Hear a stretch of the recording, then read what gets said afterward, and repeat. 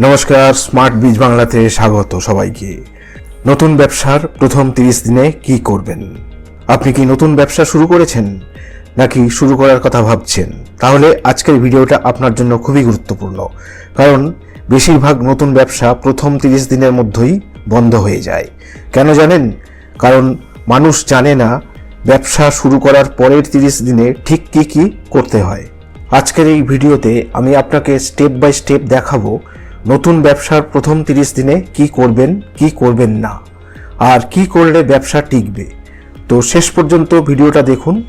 আর ব্যবসা সংক্রান্ত এরকম নতুন নতুন গাইড এবং পরামর্শ পাওয়ার জন্য আমার চ্যানেলটিকে অবশ্যই সাবস্ক্রাইব করে রাখুন এবং ভিডিওটি ভালো লাগলে একটি লাইক ও অনেক অনেক শেয়ার করুন।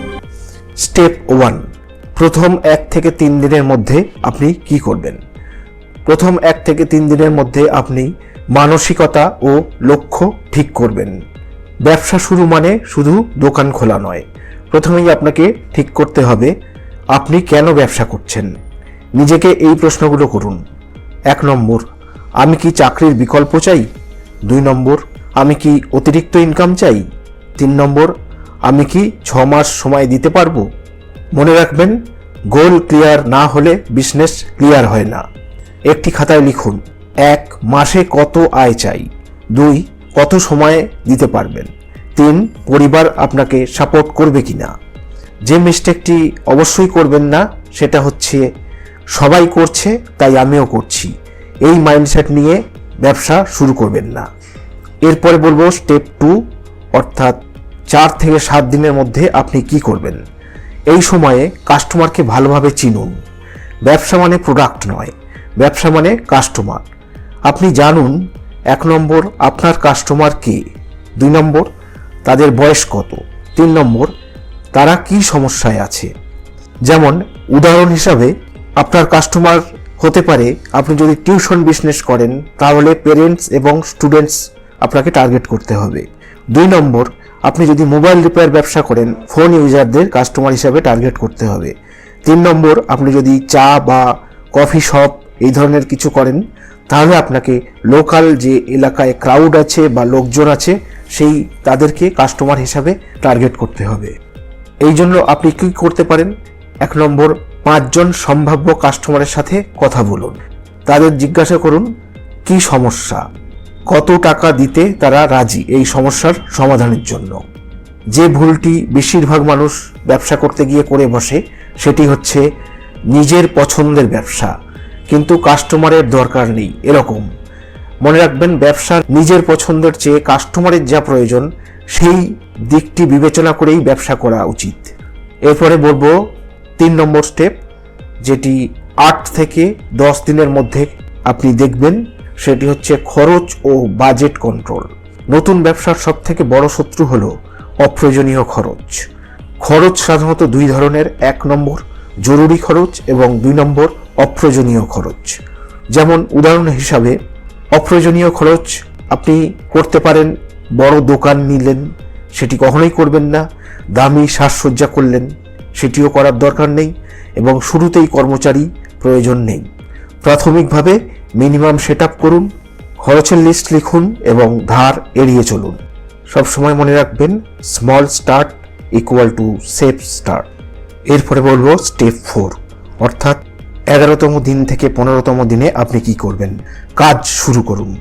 অনেকেই বলে আর একটু শিখে নিই তারপর শুরু করব, এই তারপরই ব্যবসা শেষ করে দেয়।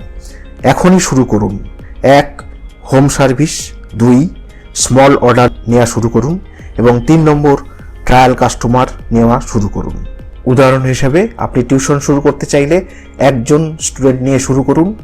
আপনি যদি কম্পিউটার রিপেয়ার বা রিপেয়ার কোনো ধরনের কাজ শুরু করতে চান, একটি রিপেয়ারের কাজ নিন। এবং 3 নম্বর আপনি যদি কোনো খাবারের দোকান করেন বা খাবার সাপ্লাই এর সার্ভিস শুরু করেন তাহলে একটি মাত্র খাবারের অর্ডার নিন। এই ভুলটি করবেন না, পারফেক্ট হওয়ার জন্য অপেক্ষা করা। এরপরে বলবো 5 নম্বর স্টেপ, অর্থাৎ 16 থেকে 20 দিনে আপনি কি করবেন। এই সময়ে ফ্রি মার্কেটিং শুরু করুন। ব্যবসা ভালো হলেও মানুষ না জানলে বিক্রি হবে না, তাই ফ্রি মার্কেটিং শুরু করুন। যেগুলি ব্যবহার করতে পারেন সেগুলি হলো 1 হোয়াটসঅ্যাপ স্ট্যাটাসে আপনি দেবেন, 2 নম্বর লোকাল ফেসবুক গ্রুপে আপনি অ্যাড দিন। 3 নম্বর ভিজিটিং কার্ড তৈরি করুন এবং 4 নম্বর গুগল ম্যাপে লিস্টিং করুন। গুগল ম্যাপে লিস্টিং করলে লোকাল কাস্টমার নিজে থেকেই আসবে, তাই আজই গুগল ম্যাপে বিজনেস অ্যাড করুন। এরপরে বলবো স্টেপ 6 বা 6 নম্বর স্টেপ, যেটি 21 থেকে 25 দিনে করবেন, সেটি হচ্ছে ফিডব্যাক ও ইমপ্রুভমেন্ট। প্রথম কাস্টমার হলো আপনার সবচেয়ে বড় শিক্ষক। তাকে প্রশ্ন করুন 1 নম্বর সার্ভিস কেমন ছিল, 2 নম্বর কোথায় ইমপ্রুভ করা যায়, এবং প্র্যাকটিক্যাল হিসেবে আপনি 3টি ফিডব্যাক লিখে রাখুন এবং এক সময়ে একটাই কাজ করুন। এই মিস্টেকটি করবেন না, ক্রিটিসিজমকে কখনো ইগোতে নেবেন না, অর্থাৎ নেগেটিভ ফিডব্যাককে ইগোতে নেবেন না। সেটি কেন এলো সেটি খতিয়ে দেখবেন এবং সেটি সলভ করার চেষ্টা করবেন।